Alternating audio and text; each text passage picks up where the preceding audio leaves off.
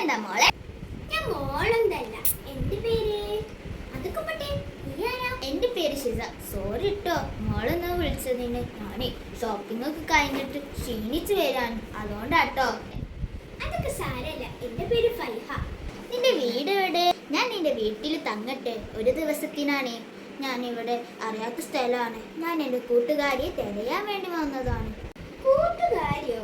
കൂട്ടുകാരി അഡ്രസ് ഒന്ന് തരുമോ? ആ തരാലോ. ഇതാണോ ഇവരുടെ അഡ്രസ്? അതെ. ഇവളെ നിനക്കറിയോ? ആ, എനിക്കറിയാലോ. ഞാനാണ് ഈ അഡ്രസ്സിലുള്ള കൂട്ടുകാരി. അതെ, ശരിക്കോ? ആ, MS കോളേജിൽ പഠിച്ച ഷിസയാണോ നീ? ആ, നീ പയ്യാണല്ലേ? ആ, അതെ. എന്തേ?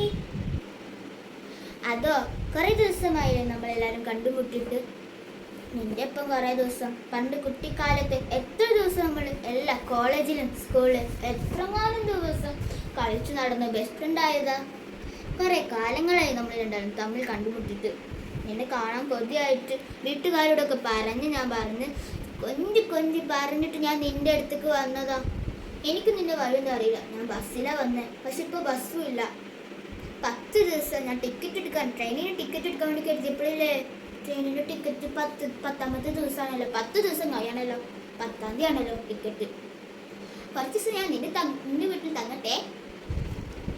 അതിനെന്താ, തന്നാലോ. എനിക്ക് വളരെ സന്തോഷം.